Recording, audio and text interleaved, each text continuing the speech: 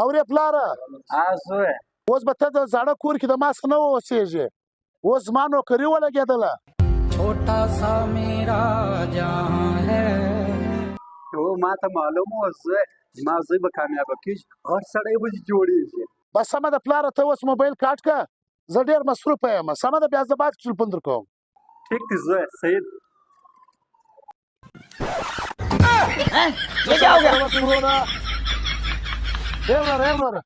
ډېر ناوسه مې لس شل خوشه را سره وکړو بس مسکین یم